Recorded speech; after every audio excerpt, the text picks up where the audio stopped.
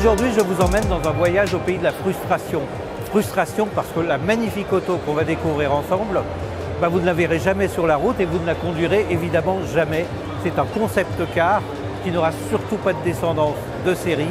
Il s'appelle Audi Skysphere Concept. C'est pas la première fois qu'on la voit.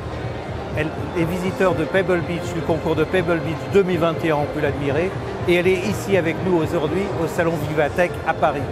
Alors cette voiture, avec son très long capot, ses courbes classiques mais magnifiques, sont signées Gaël Buzyn, le designer Audi, qui nous a assuré que ce n'est pas la future TT, coupé TT, ce n'est pas non plus la future R8.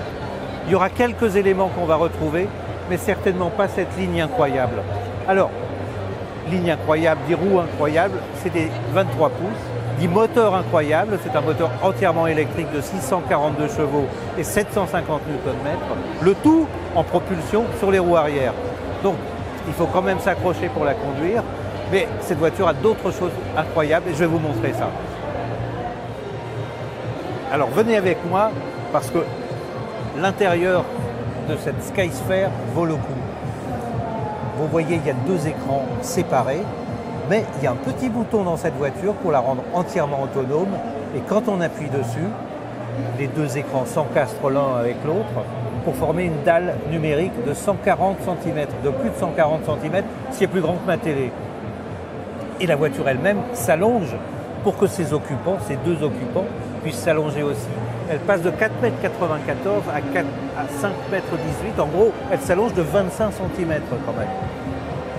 Et quand on veut reprendre la main, on réappuie sur le bouton et on reprend le volant se rapproche, le siège se rapproche aussi. Les sièges qui sont dans un magnifique velours tendu avec du bambou sur les contreportes. Enfin bref, c'est une voiture de rêve, mais qui malheureusement ne sera jamais commercialisée en l'état. On ne remercie pas Gaël Buzyn.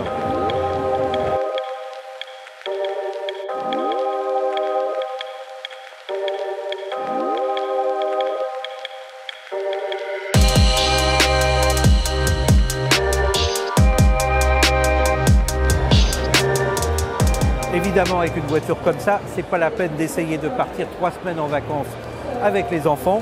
Les valises faites tout exprès sont là. Le moteur est lui aussi à l'arrière, en dessous. Moteur électrique, je vous l'ai dit, 642 chevaux, un roadster.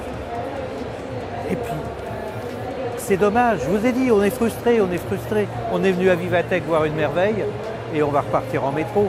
Tant pis.